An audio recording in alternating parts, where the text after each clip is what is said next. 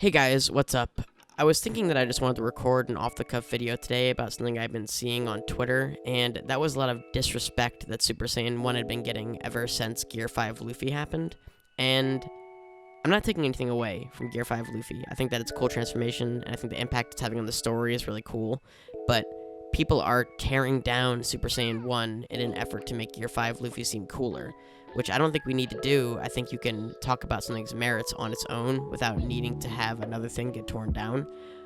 So I feel like, especially a lot of younger people who haven't actually watched Dragon Ball Z, don't understand how impactful and how amazing Super Saiyan 1 was when it happened, and I'd like to just go through some of the reasons why I think it still is the best transformation ever done, even though it was the first one.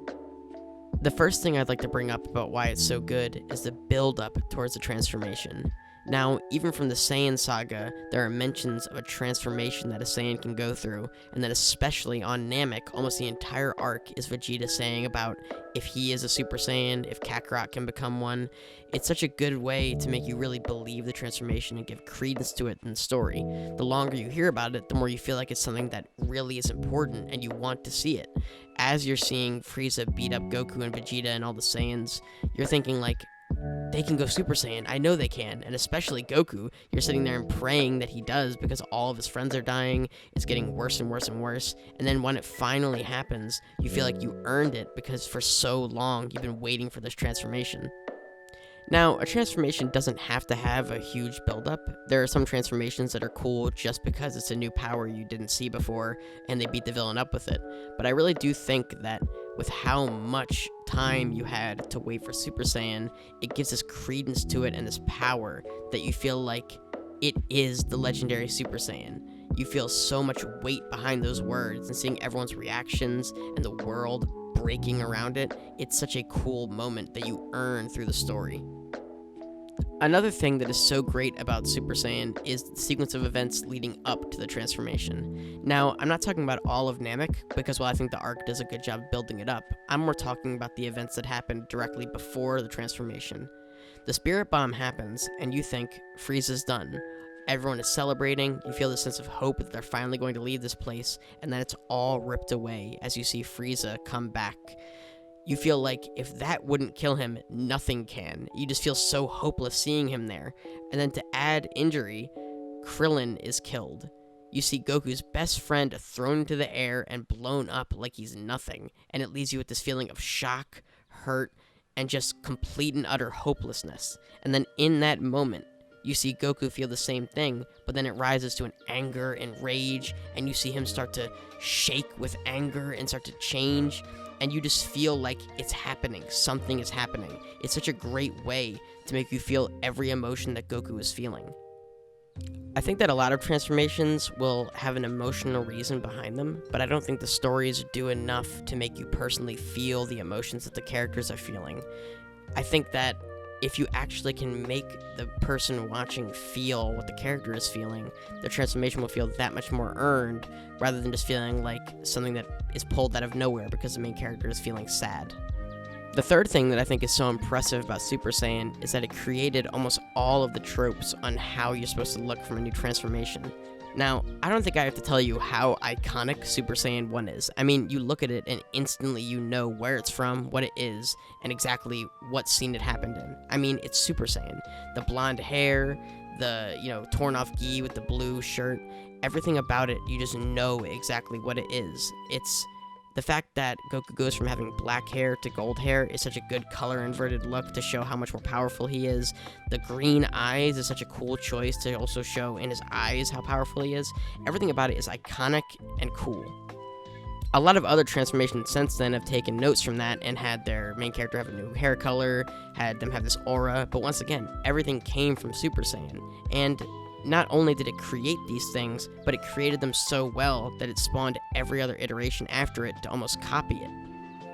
Just how strong Goku is as well is something that people don't give enough respect. I mean, you see him get beat up so badly for the entire Frieza fight. He's just losing, and the only times he gains an impact on the fight is when Frieza's toying with him, or when he gets help from like 3 other people.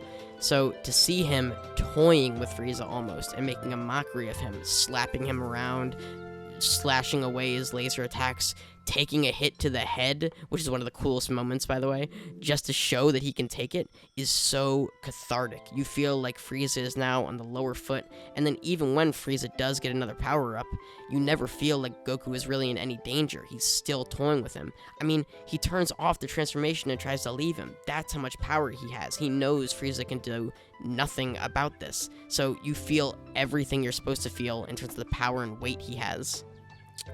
Another thing that I think is so amazing is the post-arc impact it had on the story. I mean, not only in Namek, what is the most important scene, but you look at the story afterwards, and it's not even close to being the same. I mean, directly after, Vegeta is trying so hard to go Super Saiyan and to find Goku to ask him how he did it.